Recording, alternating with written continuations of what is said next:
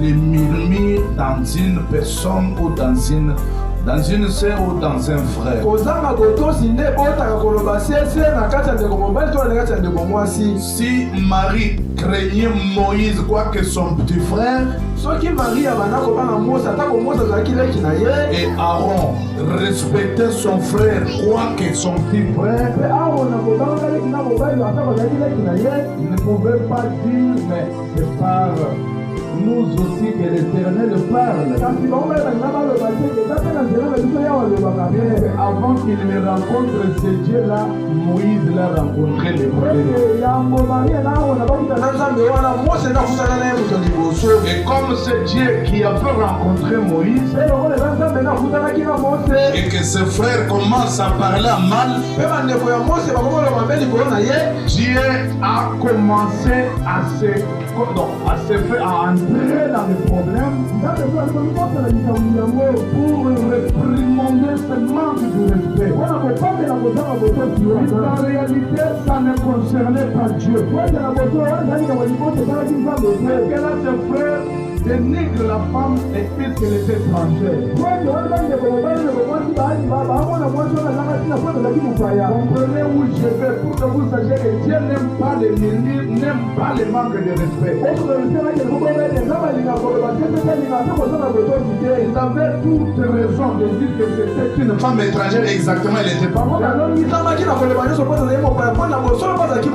Et ils ne sont pas allés pour dire à Moïse, mais toi qui es-tu, même si Dieu t'es pas, seulement ses paroles.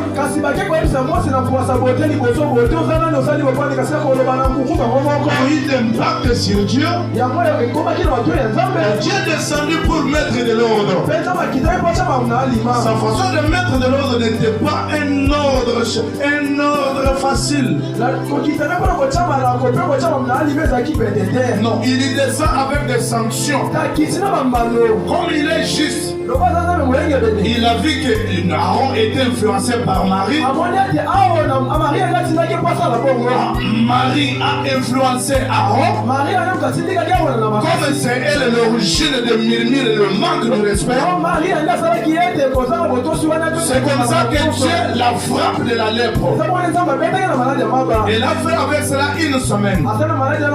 La première fois, Aaron va dire à Moïse, mais mon Seigneur de grâce, tu veux que le mère comme la femme. Tout ce que nous pouvons faire, chrétiens, tout ce que nous pouvons faire, puisse être examiné avec la parole.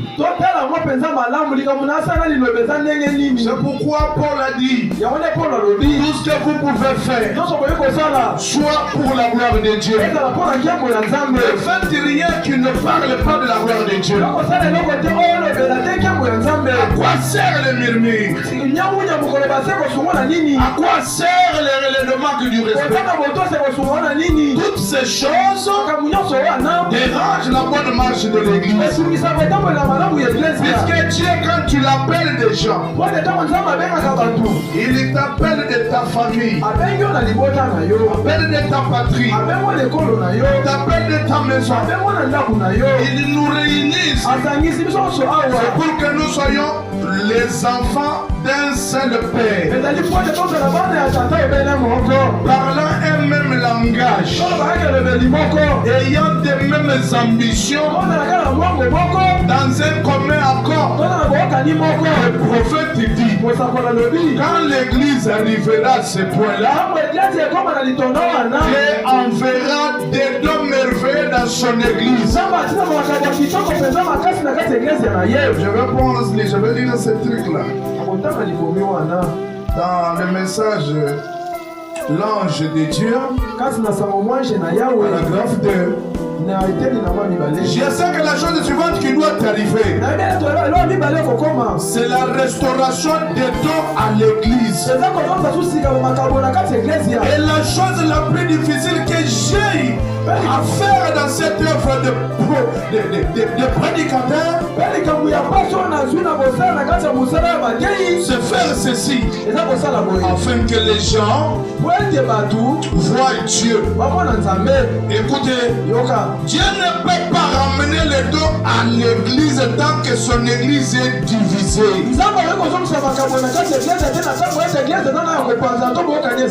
Le Seigneur vous bénisse. Dieu du ciel ne peut pas envoyer ses dons. Ces dons sont des patrimoines. Ces dons sont je vais dire, sont des choses qui coûtent cher. Il ne peut pas envoyer dans une église divisée. C'est un message prêché par le prophète, l'ange de Dieu, en 1948, le 4 mars. Le paragraphe D. Il a dit Dieu ne pourra plus jamais envoyer ses dons dans une église tant que cette là divisée.